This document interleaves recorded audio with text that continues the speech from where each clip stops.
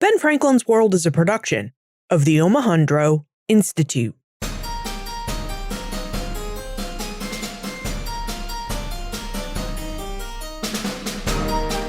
Hello, and welcome to episode 289 of Ben Franklin's World, the podcast dedicated to helping you learn more about how the people and events of our early American past have shaped the present-day world we live in. And I'm your host, Liz Covart. The name Great Dismal Swamp doesn't exactly evoke an image of a pleasant or beautiful place, does it? And yet, it was an important place that offered land speculators the chance to profit and enslaved men and women a chance for freedom in colonial British America and the early United States. Marcus Nevius, an assistant professor of history at the University of Rhode Island and author of City of Refuge, Slavery and Petit Maroonage in the Great Dismal Swamp, 1763 to 1856, has offered to guide us into and through the Great Dismal Swamp and its history so that we can better understand Maroons and Maroon communities in early America and learn more about how enslaved people used an environment around them to resist their enslaved condition. Now, during our journey through the swamp, Marcus reveals information about the Great Dismal Swamp and how it came by its dismal name, details about Maroons and the differences between Petit Maroonage and Grand Maroonage, and the many roles the Great Dismal Swamp played in enslaved people's resistance to slavery. But first, I have a programming note. Next month marks the 400th anniversary of the Mayflower's arrival in present-day Plymouth Harbor. Thanks to the generous support of Mass Humanities, the Omohundro Institute and I have been working on a 2-episode series that explores Massachusetts 400 years ago. This series will post on back-to-back Tuesdays on December 8 and December 15, 2020. This means you get to enjoy the series over consecutive Tuesdays, and the digital audio team and I can enjoy a 2-week break to spend the holidays with our families. So, in December, our episodes will post on December 8 and December 15, 2020, and Ben Franklin's World will come back with brand new episodes just after the new year on January 5, 2021. Okay, are you ready to venture into the Great Dismal Swamp and its history? Let's go meet our expert guide.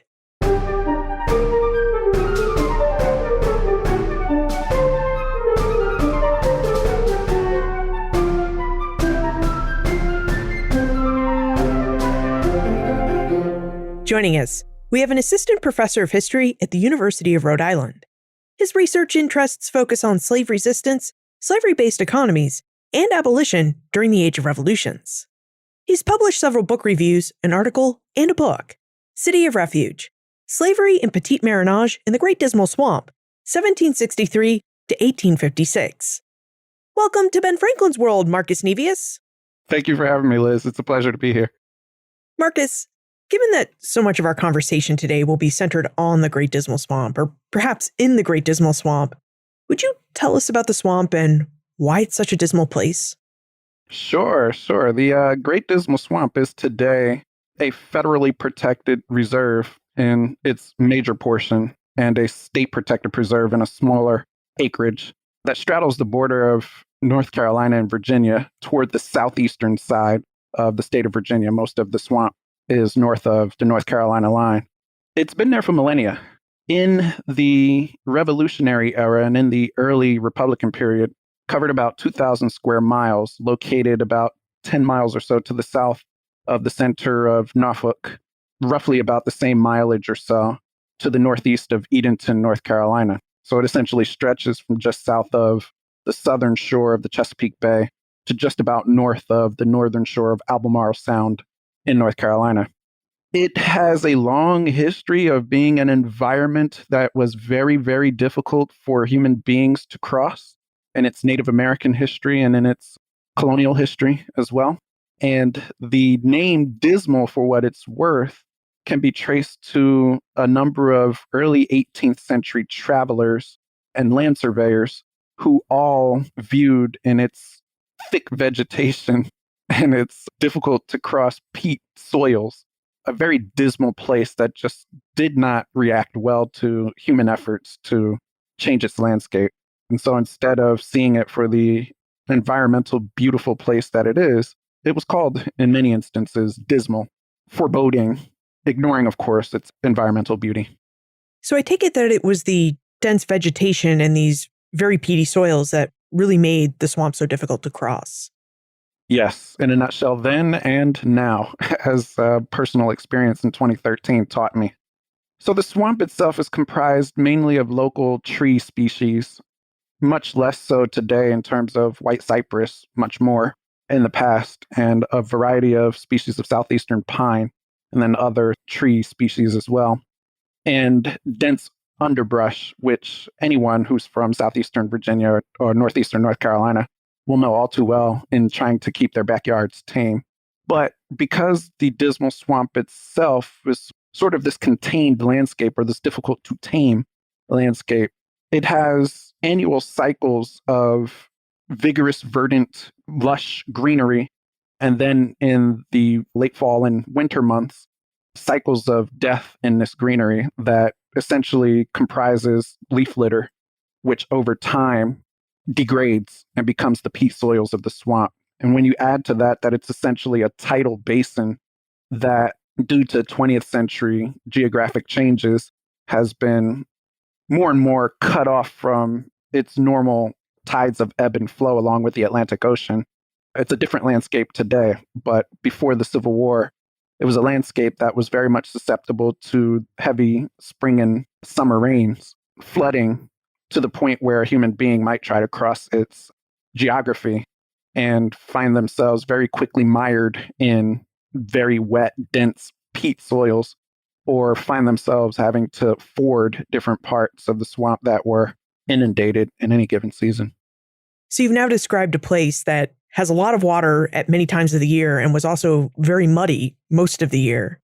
Now, Shari wonders what inspired you to study the Great Dismal Swamp and how you went about researching the history of a place and its environment. I sort of backed into the Great Dismal Swamp, honestly. I was very much interested in Black resistance as an undergraduate at North Carolina Central University, an historically Black university located in Durham, North Carolina. And in my studies of Black resistance, I became very much interested in enslaved people's activities in running away, seeking freedom, or seeking to reclaim ownership of their bodies and their person.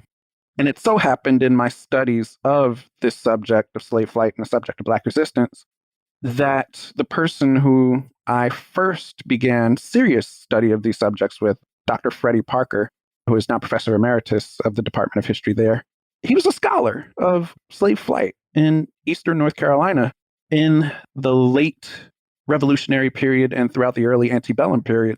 And so I began my studies really with his suggestions and with his two contributions to the subject, a small book called Running for Freedom and a much larger collection of the several hundred runaway advertisements he had compiled for the slimmer volume called Stealing a Little Freedom, both of which were published in the mid-1990s by Garland Publishing.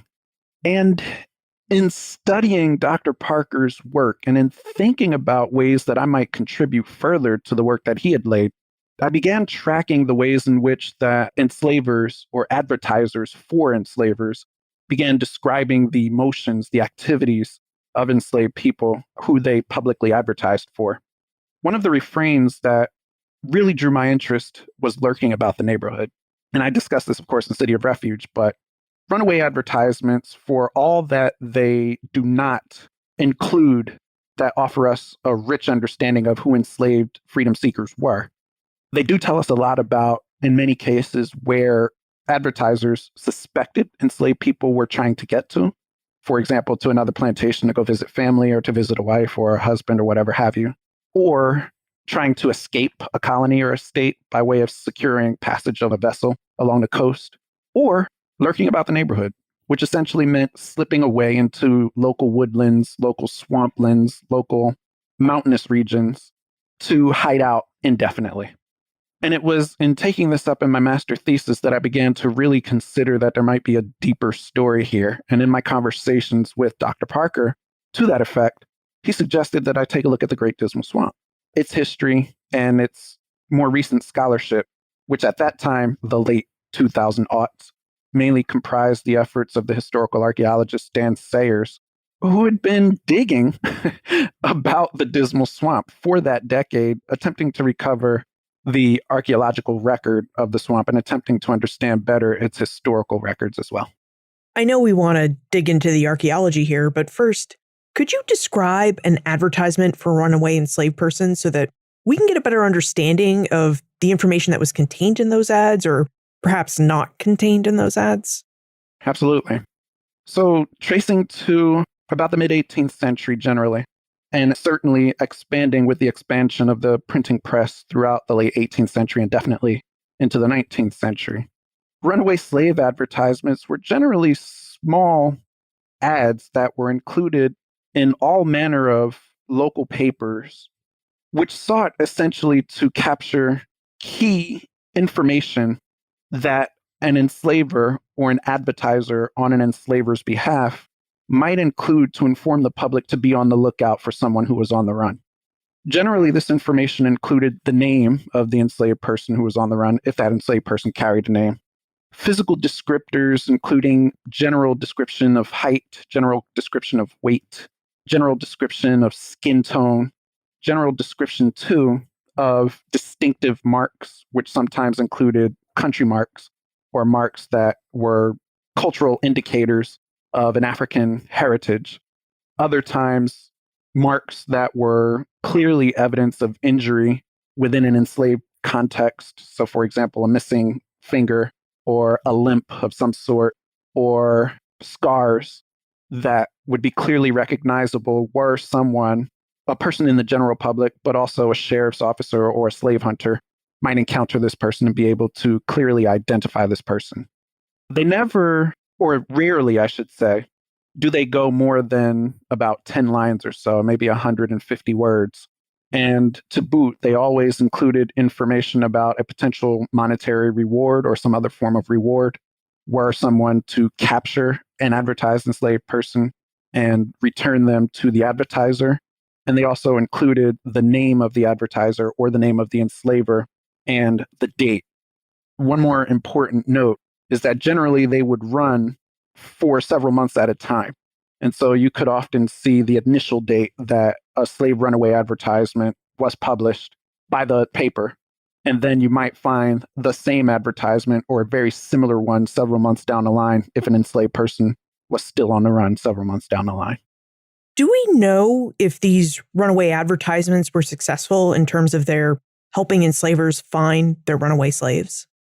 We know generally that for enslaved people who remained near the place they sought to escape, or for enslaved people who attempted to go to a known place like a plantation or to ports to secure passage on a vessel, that in those cases, runaway advertisements were somewhat effective, particularly if they were circulating amongst a population of people who had a slightly higher level of literacy.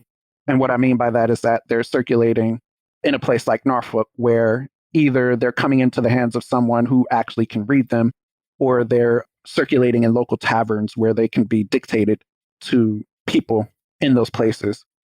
But by contrast, in places such as the Great Dismal Swamp region, it's much more difficult to gauge just how effective these slave runaway advertisements might have been for reasons that seem relatively obvious as I think about them, but that an enslaved person might escape to a landscape like the Great Dismal Swamp or to another difficult to access landscape.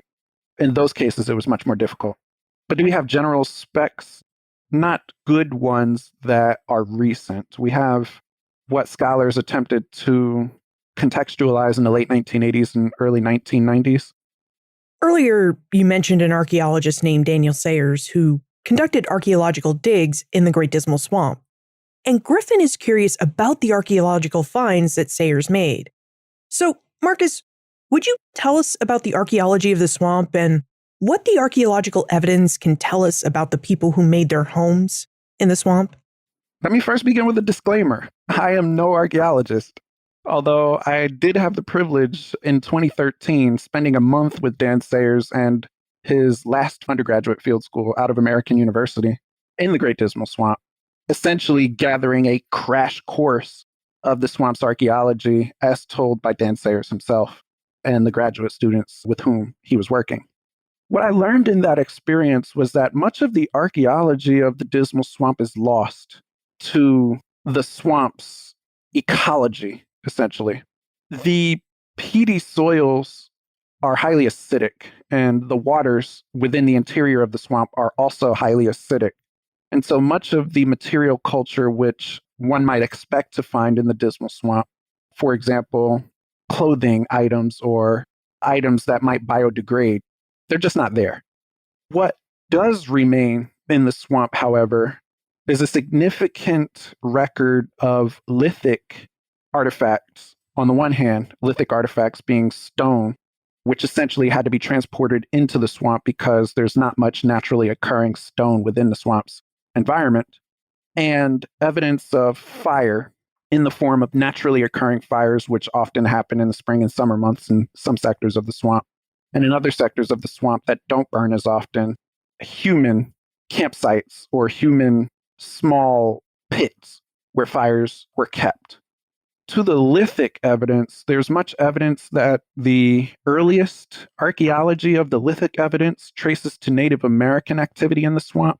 Hammerstones, for example, or other forms of stone tools that are clearly traceable to pre-contact Native American activity or early contact Native American activity tracing up to about the 17th century or so. And then there's a great deal of evidence of some of these stone tools being reworked in the swamp.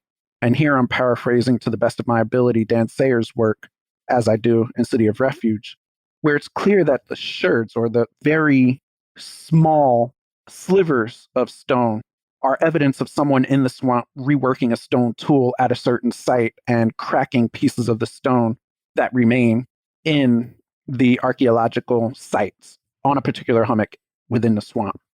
To the evidence of fire, there's two contexts for that evidence.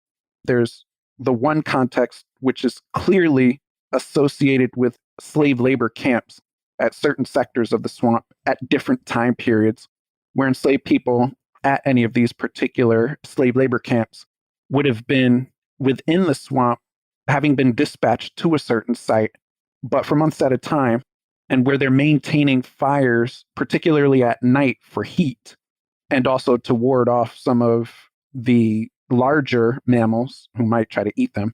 And during daytime, maintaining fires at these slave labor camps to ward off the massive clouds of mosquitoes and yellow flies and other insects which love to bite human beings and other mammals in the swamp.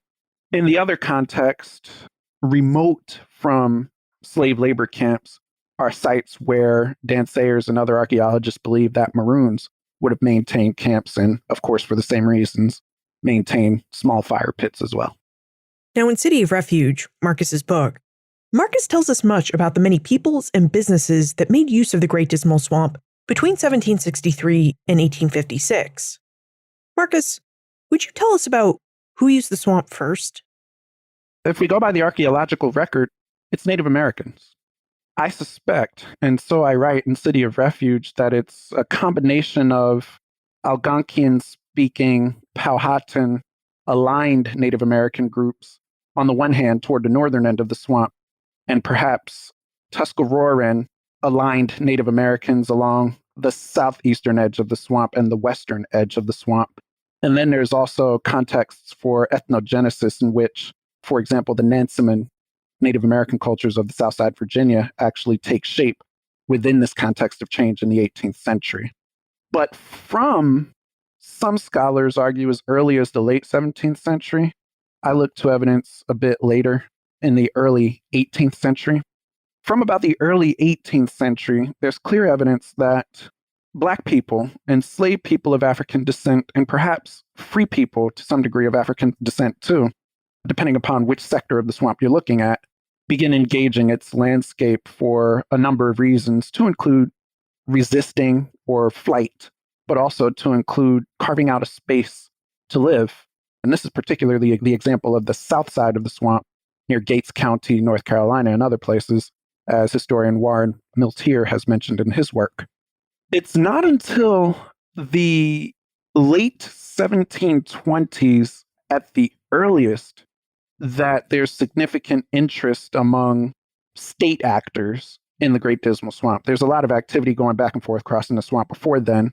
There are Anglican ministers, for example, or travelers who traverse the region. But it's not until William Byrd II actually leads a surveying party through the swamp in the attempt to delineate the border between Virginia and North Carolina in 1728 that the first mention of the swamp as a potential site for land speculation or for plantation development is entered into the extant primary record. Byrd and others do not attempt on a grand scale to engage in what he suggested, which was essentially a hemp-producing plantation enterprise. That would wait another several decades into the early 1760s or late 1750s, when in the late 1750s, a number of outfits on the southern end of the swamp in the McKnight family began taking interest in the southern end of the swamp. And when in the early 1760s, the men of George Washington's generation, including George Washington himself, become interested in speculating in swamplands and ultimately in the attempt to establish a hemp and rice plantation in a sector of the swamp near what is today Suffolk. So it does seem that by the mid-18th century, there's a lot of interest in the Great Dismal Swamp.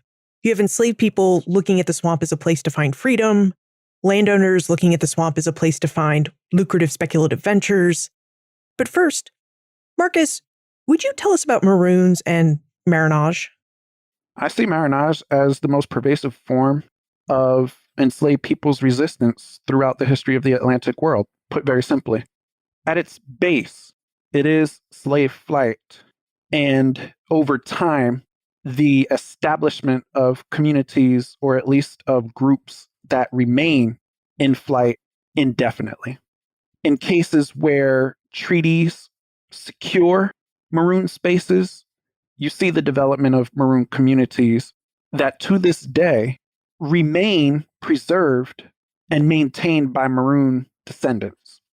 Maroons themselves, I see as enslaved people who consciously make the choice to escape, never to return, or at least never to be re-enslaved in the same way that they escaped. And I have to qualify it that way because it's sort of unclear in the record, frankly. The Scholarship of the Caribbean, for example, has examples of clear maroon spaces, of clear development of maroon communities, and of clear change over time in those spaces and those communities. But we don't have evidence of that in places like the Great Dismal Swamp. What we do have evidence of instead are the hundreds, likely, of enslaved people who slip into the swamp for an indefinite amount of time, who may return, who may never return, who may escape elsewhere, but they're always on the move. And they're engaged in a form of slave resistance or slave flight also that's quite different than the effort to go visit family on another plantation within a slave zone, for example. And I demonstrate this in part by investigating archival silence or silences in the record where it's clear that this movement is taking shape, but we don't have the firsthand records as penned by Maroons themselves to describe this, to give this language to it. But I also describe it by using, for example, an essay by Edmund Jackson, who in 1852, writing for an audience in Boston, describes the Great Dismal Swamp as a city of refuge in the midst of slavery, populated by Virginia Maroons. And his first example for his readers is to draw an analogy between maroon spaces in Cuba, Jamaica, and Santo Domingo, and the Great Dismal Swamp's particular geography and environment for that form of slave resistance. Now, one of the big points that Marcus makes in his book, City of Refuge, is that the Great Dismal Swamp supported a form of maroonage called petite maroonage, rather than the grand or great form of maroonage. Marcus, would you tell us about these different forms of maroonage and why we don't tend to see grand maroonage in mainland North America? There's a number of factors to consider, but first I'll begin with the actual root of the grand petite maroonage binary as a scholarly framing. It traces to a scholar named Gabriel Debian, who in the mid-1960s was seeking a framework that could help scholars to understand different zones of maroonage throughout the Caribbean.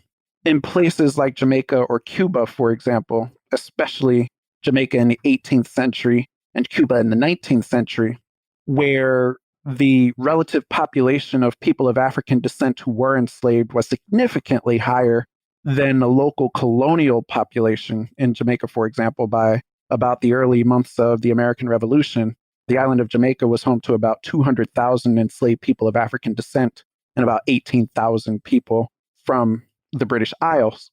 Larger groups of enslaved people could coalesce in zones of Jamaica, for example, that were much more difficult for a smaller colonial population to access. And in this context, larger communities with more of the traditional markers of community could coalesce over time. This was the case in Jamaica in the early 18th century, that after the First Maroon War, which was a series of skirmishes on either end of the island, by about 1739, 1740, a treaty is agreed between colonial forces and the Maroons in the mountains, which protected the mountainous communities from further molestation at the hands of colonial military engagement in exchange for certain agreements, such as not permitting any more enslaved people to enter a Maroon community. This wasn't the case in North America. In most parts of North America, we can think about the Low Country, for example, where enslaved proportions of the population in the Low Country parishes was high, very high, comparable to Jamaica, for example. And the geography similar in that there were swamps along the Savannah River corridor, especially, that were difficult to navigate and that were home to smaller Maroon groups. But the overall population of enslaved people in these regions, on the one hand, remained much smaller, and on the other hand, especially in the 18th century, much more dispersed. This is particularly the case for Southside Virginia. The populations of the Southside Virginia counties, of course, proportionally high in terms of enslaved people, but in terms of real numbers, by comparison to other parts of the Atlantic world, much smaller. The exceptions to this framing are two. One is the lower Mississippi River Valley region, where to the south of New Orleans, especially, Maroon communities did come into existence in the early 19th century and numbered several hundred. The most famous example, perhaps, is St. Malo's Maroon communities, which are dislodged by an effort of Spanish officials to root out Maroonage in the region. And the other context, which is significantly worthy of note, is the Florida Panhandle and the main peninsula of Florida as well, where movements of enslaved people into that region, as a number of scholars have traced, ultimately coalesced with local Native American communities to create, by processes of ethnogenesis, Seminole communities in the early 19th century. And one scholar, for example, sees this process in the early part of the 19th century as perhaps the best example of Grand Maroonage in North America, although I sort of hesitate a bit at that because I'm thinking about instances like Jamaica, like Cuba, like the northern coast of South America, like the eastern parishes of Brazil, where the context for Maroonage was much different. But it is interesting that most of your case study about Maroonage takes place in Virginia, which had the largest enslaved population from the colonial period through the Civil War, didn't it? Absolutely. But the colonial context is quite different in Virginia for ways that I describe in City of Refuge, but in ways that I'm also still thinking about too. And so as I describe in City of Refuge, there's no evidence of an effort to establish a treaty with the Maroon groups in the Great Dismal Swamp, or with Maroon groups, much smaller, of course, in other parts of Virginia, such as the mountainous zones of the West. And in part, this is explained, I think, because of the Great Dismal Swamp's peculiar history of slavery as well. That's part of the reason why the subtitle of City of Refuge is Slavery and Petit Maroonage. They coexist in the Great Dismal Swamp in ways that are not the case in other zones where Maroonage unfolds. And I think that part of this is because the Virginia South Side, and for that matter, northeastern North Carolina, although the proportion of enslaved people in these regions remains high, the context of slavery is different. The mortality rates, for example, especially in the era of the American Revolution and going forward, are much, much smaller than points to the south in the tropical and subtropical zones of the Atlantic world, the Western Atlantic world, as I like to call it. And over time, the expansion of land companies or canal companies into the Dismal Swamp too, there's a higher proportion of enslaved people that are proximate to small maroon communities that develop in the Great Dismal Swamp than happens elsewhere. The mountainous zones of Jamaica, for example, are several days' march inland. And part of that march is the fact that you have to elevate several thousand feet into the mountains by easily defendable passes in order to access these communities versus the Great Dismal Swamp, which in and of itself is a contained environment that is difficult to access because of its environment, because of its ecology, but its topography, the peaty soils aside, is different. What about the enslaved people who made their way into the swamp and built homes within it? Could you tell us a bit more about their life in the Great Dismal Swamp? The swamp offered refuge in many cases for those who were brave enough and determined enough, frankly, to hack into its outer pale of trees, I guess is the best way to describe it, and to seek paths to interior spots of the swamp, which were above the elevation of the water table. I should have mentioned this earlier, I suppose, but one of the distinctive features of the Great Dismal Swamp's landscape is that in certain interior sections of the swamp, there are islands, is a good way to describe them, or in the local way of describing them, hummocks, which rise to about 10 feet above the water table, the general water table throughout the swamp.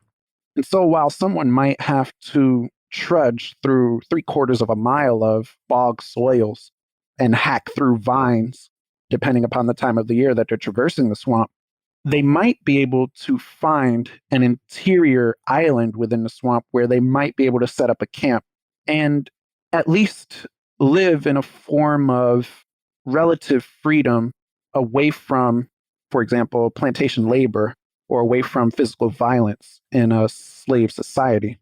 And so it's interesting to think about how the Dismal Swamp's landscape comes to be known in these ways. Of course, Native Americans traveling through the swamp is one form of evidence, but by the late 17th century and early 18th century, European travelers or colonial travelers are also crossing the swamp. They are using Native American footpaths in most cases. And so essentially, access to the swamp becomes common local knowledge. So the enslaved people who would seek refuge within the swamp, in my view at least, are enslaved people who are very much aware of the difficulties of living in this landscape, but also very much driven by the prospect of claiming ownership of their own bodies or claiming ownership of their ability to live without the fear of being punished physically or punished psychologically in plantation or slave society context. I'm curious about these hummocks or these islands within the swamp. Were these hummocks big enough for all the enslaved people who were seeking the swamp's freedom? Were these hummocks big enough that these enslaved people could form communities or build neighborhoods on? Yes. The largest of these hummocks averaged about 30 or so acres, give or take, which was comparable to a small neighborhood in a place like Norfolk, for example. The communities, however, would be significantly different than what we would normally think about a colonial communal context, in part because these communities had to be highly mobile. They had to be ready at a moment's notice of being found or being betrayed to move, to pick up whatever they had established in whatever context they had found and move to another hummock several miles to the northeast, south, or west, depending upon which sector of the swamp they were in.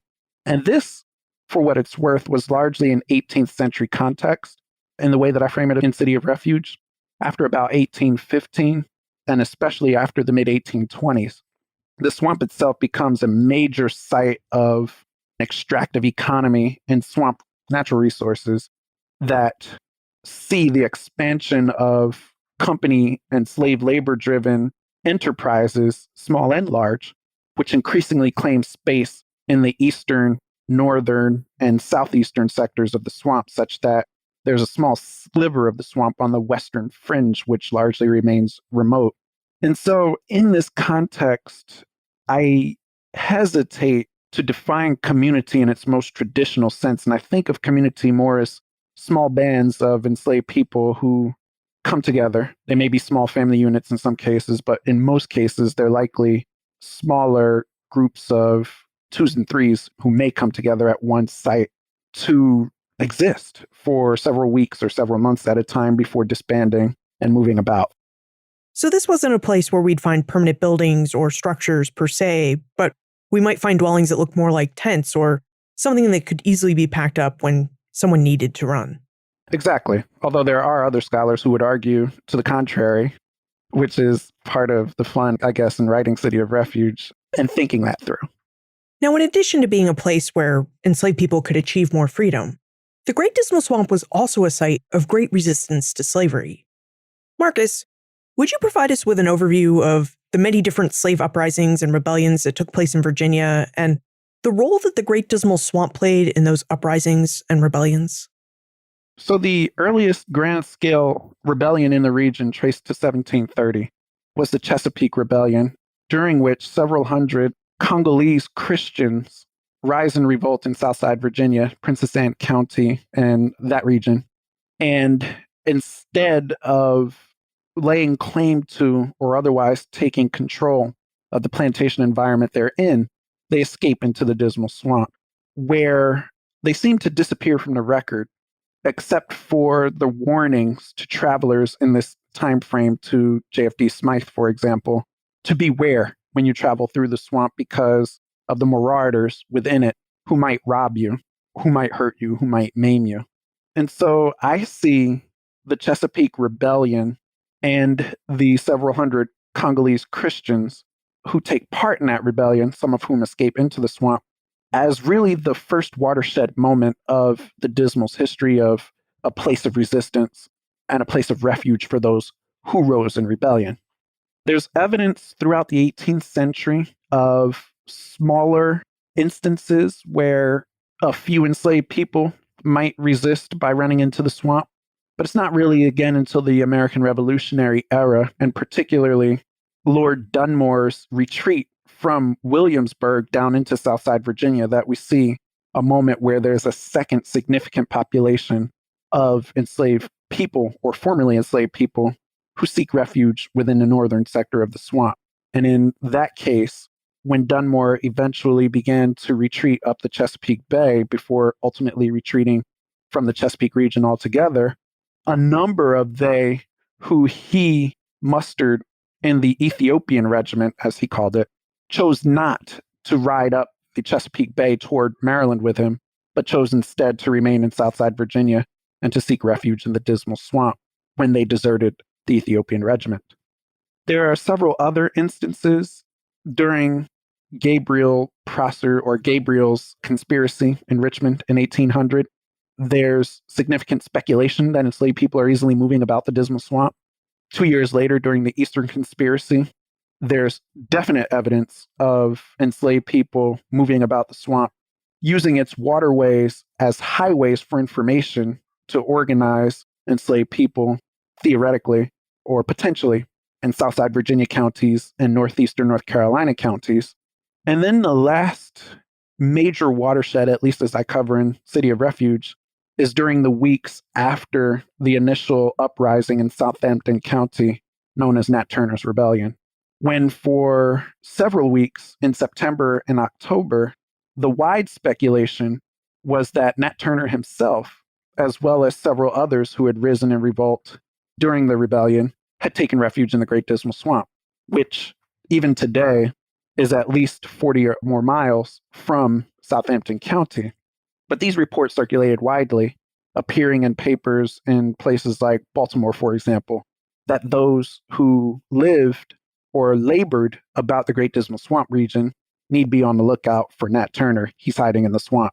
Except for, of course, we know that he wasn't. He hadn't gone more than a mile and a half from the plantation that he was born on and that he labored on. And he was found, of course, 6 weeks after the rebellion, hiding under a pile of fence rails.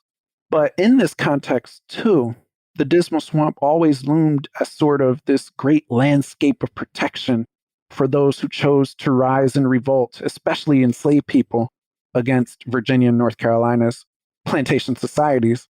And indeed, this sort of ethos of fear, Harriet Beecher Stowe captured in her novel Dread, A Tale of the Dismal Swamp, which was serialized in 1856. Yeah, it definitely sounds like, depending on who you are, the swamp was either a great place of empowerment and freedom or a place to be really feared and dreaded. I would agree. Earlier, you mentioned that there were corporate entities that went into the swamp in order to try and profit from it. And after we take a moment to talk about our episode sponsor, I wonder if you would tell us about the development of the Dismal Swamp Company and later the Dismal Swamp Canal Company. Although it carries Dismal in its name, I think Marcus is making an interesting case for why the Great Dismal Swamp is such a fascinating and wonderful place to study and research early America. Now, if I may, the holiday season is upon us, and I'd like to call your attention to a few holiday season reminders. First, as I mentioned at the start of this podcast, our December episodes will post on Tuesday, December 8 and Tuesday, December 15, 2020. We're publishing our second December episode a week early, both so you can enjoy the Massachusetts 1620 series, and so our digital audio team and I can enjoy a couple of weeks off to spend with our families. Ben Franklin's World will be back with new episodes on Tuesday, January 5, 2021. Second, if you're looking for thoughtful gifts this year, and for a way to support your favorite podcast, please consider gifting your friends and family a gift subscription to Ben Franklin's World. You can purchase a gift subscription at benfranklinsworld.com/subscribe. From there, just click the Give as a Gift option right below the Join button. Gift subscriptions receive the same benefits as our regular subscriptions, and that includes ad-free versions of each new episode and monthly bonus episodes. Plus, your gift subscription will help us continue our work to bring well-researched history right to your ears. Again, you can purchase a gift subscription at benfranklinsworld.com/subscribe. Now lastly, and most importantly, thank you for all of your support this year, and happy holidays! I hope you and your loved ones enjoy a safe, happy, and fun holiday season. All right, let's get back to Marcus and the Great Dismal Swamp. Marcus, in what ways did the Dismal Swamp Company and the later Dismal Swamp Canal Company seek to make a profit from the swamp and the Maroons who lived within it? So the Dismal Swamp Company is perhaps the most prominent of the companies, the early companies in the Dismal Swamp region. It's incorporated in 1763.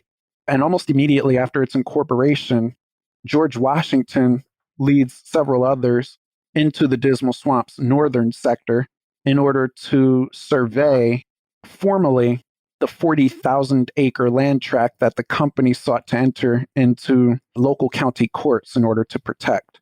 They're doing this in part because there are also smaller outfits in the same time period who are attempting to survey the southwestern sector of the swamp and the southeastern sector of the swamp across the North Carolina state line, such that at least in the original conception of the Dismal Swamp Company's 11 or 12 member board, the 40,000 acre tract might be held until it appreciated and then sold at a profit. That was the initial plan of the Dismal Swamp Company. In the meantime, in holding these lands, the company would establish at least one zone that would become a hemp and or rice producing plantation. This zone they established near what becomes Suffolk in the 1760s. They name it Dismal Town, and they name the plantation Dismal Plantation. It's located about 6 miles or so to the south-southeast of what is today Suffolk.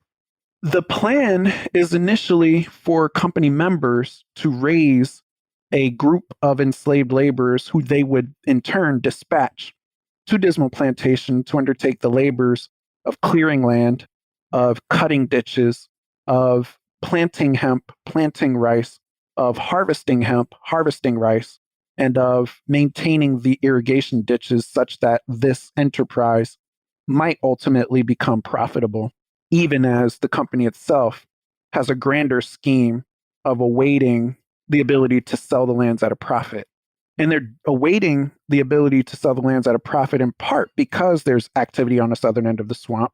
People are interested in attempting at least to change the landscape through the exploitation of slave labor such that it might become profitable plantation landscape.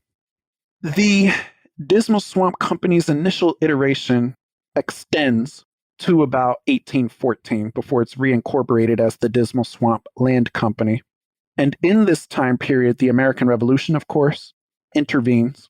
George Washington, it goes without saying, takes a major role in the American Revolution, but also his brother, who was the first overseer of Dismal Plantation, John Augustine Washington, is drawn into a leadership role, mustering committees of safety in Westmoreland County in Northern Virginia. What's left at Dismal Plantation are a succession of overseers and the same enslaved group, which fluctuates in number over time. A year after the initial group of all men is sent out, the members dispatch a number of women and 2 children to Dismal Plantation. And ultimately, the hemp and rice enterprise fails miserably, as can be read in company overseer correspondence, because the enslaved people simply refuse time and again to maintain the dishes or to properly cultivate hemp and rice. And not to mention, the swamp itself is not the best landscape for rice, albeit hemp could likely have been successful were the enslaved people able to be fully exploited. So the company also explores the option of contracting with white laborers who they would draw from Holland for their expertise in maintaining ditches. But this idea goes nowhere. And by about the mid 1780s, a number of the original members of the Dismal Swamp Company are aging and divesting of their shares, or at least direct oversight of the company's affairs. And this happens at about the same time that the company begins to engage in the extractive economy of timber, which it becomes famous for in the 19th century. And enslaved people, of course, are at the center of that 19th century story of extracting timber from the swamp. It sounds like this was another place where the swamp really allowed enslaved people to resist slavery. You know, if they didn't want to oversee rice and hemp ditches or the drainage, they just didn't do the work. And so they're not doing the work really forced the Dismal Swamp Company to move into the timber business. Indeed. And then they also resisted that, as I tell in City of Refuge. Now, Armando wonders why you chose to end your book in 1856. So could you tell us about the periodization of your book, City of Refuge, and what happened to those who worked and lived in the swamp between 1856 and the end of slavery in 1865? Absolutely. First, allow me to compliment Amando's question. It's an excellent question. The most direct answer is that historians need to make decisions about how they contextualize a story such that the sources are manageable in the way that they're framing the story, right? And so I chose 1856 because it's really a watershed moment at which the observers, many of whom were abolitionists or becoming increasingly radical as abolitionists, are turning to the Great Dismal Swamp as an example, the prime example in some of their conceptions, of slavery's long persistence in Virginia.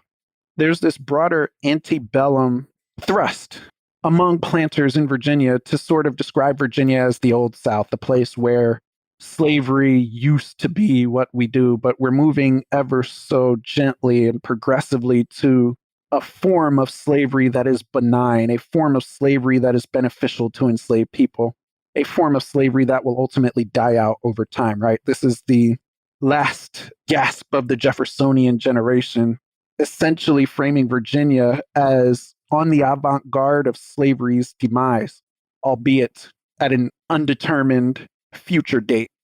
They pointed to, in often cases, the Deep South, the Cotton Belt, and the expansion into the South and West as the new frontier for slavery. Look, that's where slavery is really terrible now. That's not who we are.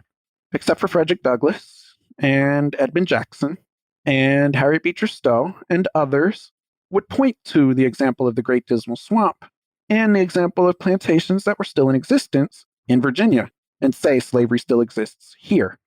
And so I thought that a good place to really bring city of refuge to an end in a non-traditional way, because most traditional histories, of course, as I think Amando's question implies, look to the Civil War as the moment of freedom, as the moment that slavery ends. They look to 1863, for example, the Emancipation Proclamation as the moment that freedom comes. And so, to the thrust of your actual question, that's essentially what happens in the last several years of the 1850s and in the opening years of 1863. Slavery persists in the Great Dismal Swamp, and it becomes increasingly standardized as the records of the Dismal Swamp Land Company and other companies shows. Enslaved laborers are still dispatched to slave labor sites. They're still extracting timber and other natural resources in the swamp. And those who choose to resist that context of slavery are still slipping to remote sectors of the swamp where they can engage in petit maroonage for time undetermined. This comes to an end most likely in the years after the Emancipation Proclamation, especially the years after the end of slavery and the circulation of the 13th Amendment, which brings a federally mandated end to slavery in 1865. And most traditional stories take that as the end of the story of slavery and petit maroonage in the Great Dismal Swamp in a very traditional way, as we imagine the last Maroons emerging from the swamp in the late 1860s and early 1870s. For me to do that in City of Refuge would have required really wrangling with another 10 or more years of company records. And that wasn't my original idea for City of Refuge. And my editors certainly would have pressed against me going further that way too. Throughout our conversation, we've discussed how slavery and resistance to enslavement fit within the context of the Great Dismal Swamp, and how the context of the swamp is different and perhaps unique from other studies of plantation or urban slavery. Marcus, what do you think more unique studies like yours adds to our understanding of slavery and its practice and development in early America? Sure. I think City of Refuge reminds us that slavery was messy. I think we often get an idea from traditional plantation studies, but I think we get a sense that slavery happened in circumstances that were relatively predictable. We even engage in the story of slave resistance in that context, in a plantation context, as relatively predictable.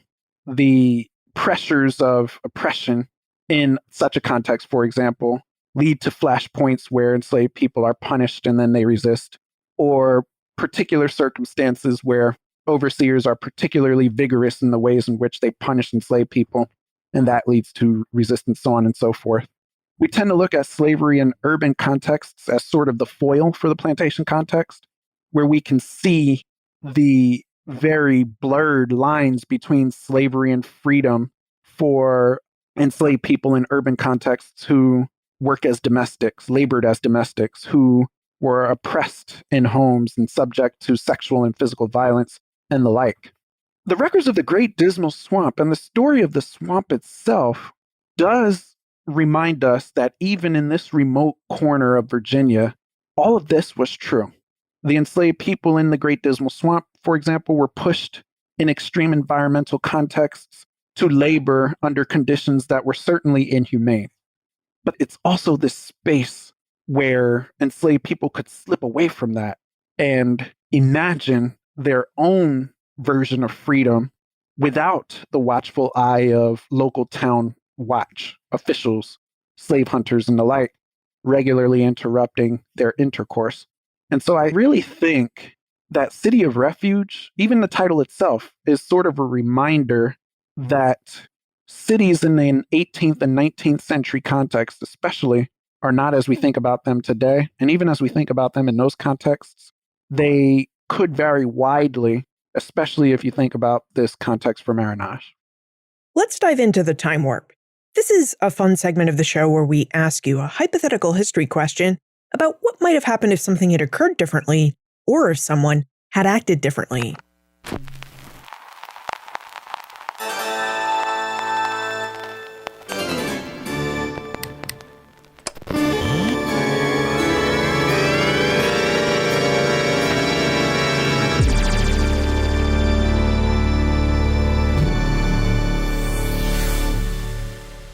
Marcus, in your opinion, what might have happened if the Dismal Swamp and Dismal Swamp Canal companies had not existed? How would the lack of the timber and portage economies in the Great Dismal Swamp have impacted the ability of enslaved people to make their way to and to live in the Great Dismal Swamp? I mentioned this in City of Refuge. I think the Great Dismal Swamp ultimately becomes a place where a grand version of Maroonage might exist. Without the canal and timber companies, the Great Dismal Swamp remains a much larger landscape, a much more unaltered landscape. Before about the antebellum period, the Great Dismal Swamp covered about 2,000 square miles. It's about the size of the state of Delaware. It's at a minimum 25 miles north to south, depending upon how you draw that line, and a little bit less east to west.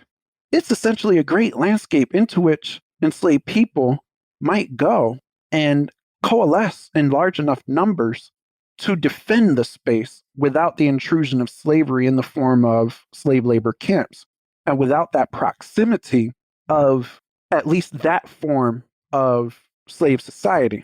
Now, many would push back against that and say, well, how do they survive in this context then?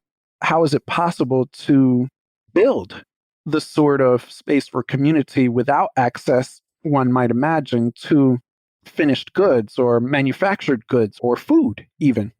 And to that, I would respond that there were very much highly active and vigorous internal economies that also might have progressed to such a degree that the Great Dismal Swamp essentially had the real potential to look more like a maroon colony or landscape as developed in Jamaica than it ultimately became.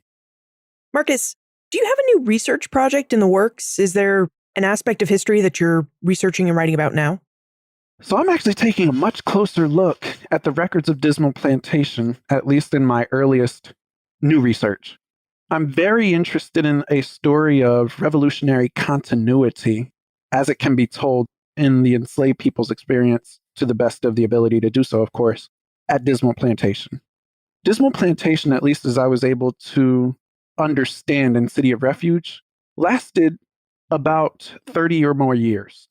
And I'm still sort of trying to define the end point, but at least in City of Refuge, I close it in the 1790s. And the initial group of enslaved people who are sent to Dismal Plantation in the 1760s, it seems are at least still there in 1775 and potentially in 1785. There's some attrition in the 80s.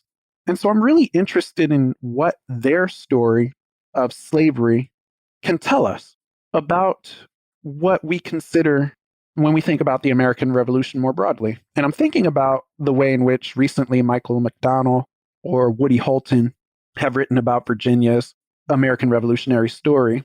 But I'm also thinking about the way in which Lorena Walsh or Mary Thompson have talked about Carter's Grove or Mount Vernon as plantation landscapes and landscapes where enslaved communities did exist as well. And so that's where I really stand right now.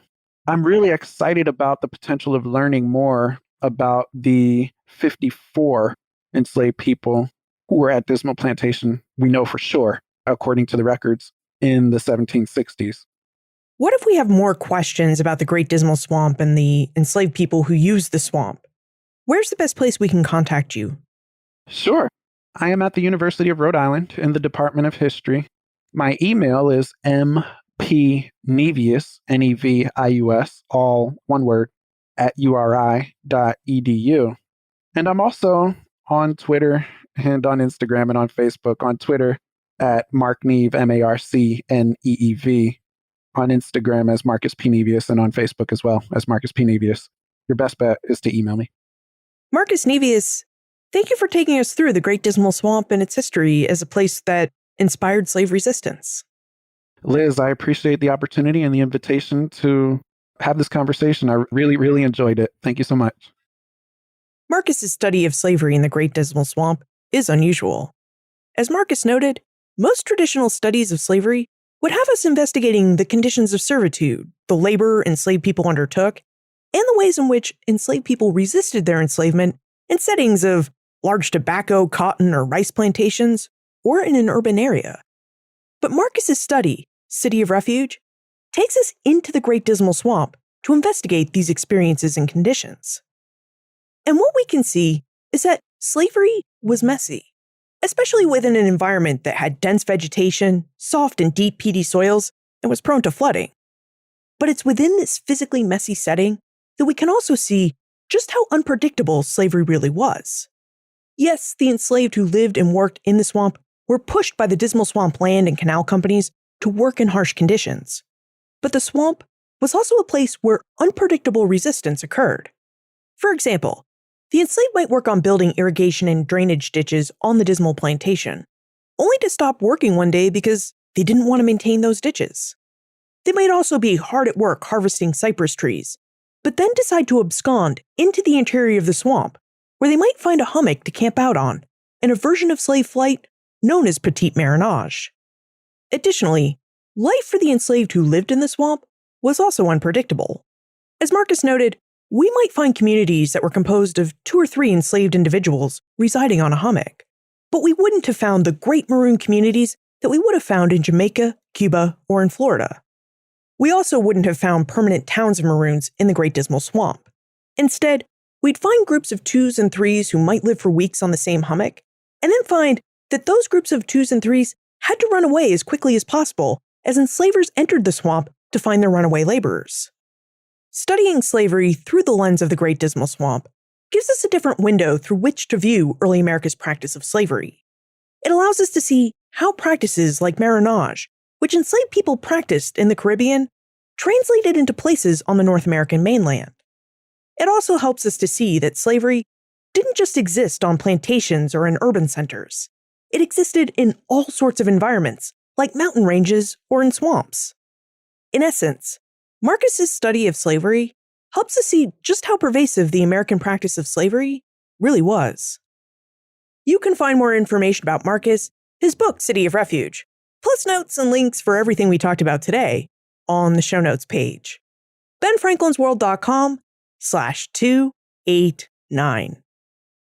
Please remember our programming note. Our December 2020 episodes will post on December 8 and December 15. Then Ben Franklin's World will take the rest of December off and will return with brand new episodes on Tuesday, January 5, 2021. Production assistance for this podcast comes from the Omohundro Institute's digital audio team. Joseph Edelman, Martha Howard, Holly White, Karen Wolf, and Peyton Young. Breakmaster Cylinder composed our custom theme music.